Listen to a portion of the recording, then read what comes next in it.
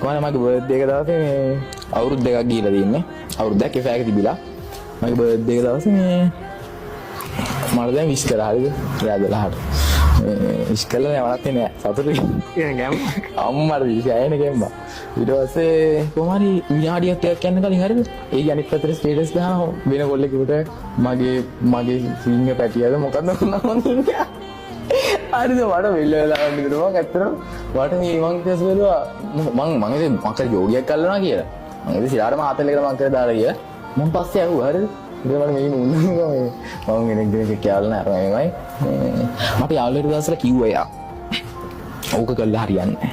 මට ඒ දවස්වල කියලා තියෙන සෑහෙන්න ඕකෙන් මොකද්ද ඔයාලා ඕකෙන් කරන්න පුළුවන්. ඔයාලා ඕකෙන් ගොඩ යන්න බෑනේ මොකක් හරි කෝස් එකක් කරන්න. මොකක් හරි වැඩක් තියෙන කරන්න කියලා තියෙනවා.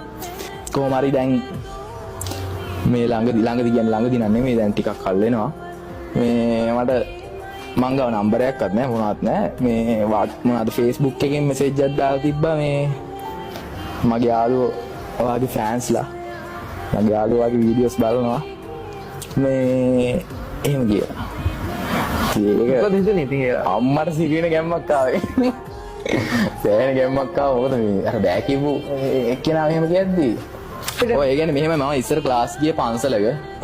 ඔව් පන්සලක ඔය සිද්ධියනේ පන්සලක. ඒ කාලේ මට නොතේරෙන පුංචි කාලේ මම බැඳුණා බැඳීමක අඳුගුණා දැස් මගේ කිදා පුරැංගීමට පන්ති ගියා පන්සලක ඒකි ගියා දන්සලක මකගත්ත මතක මල්ලියා ගත්ත පන්සලක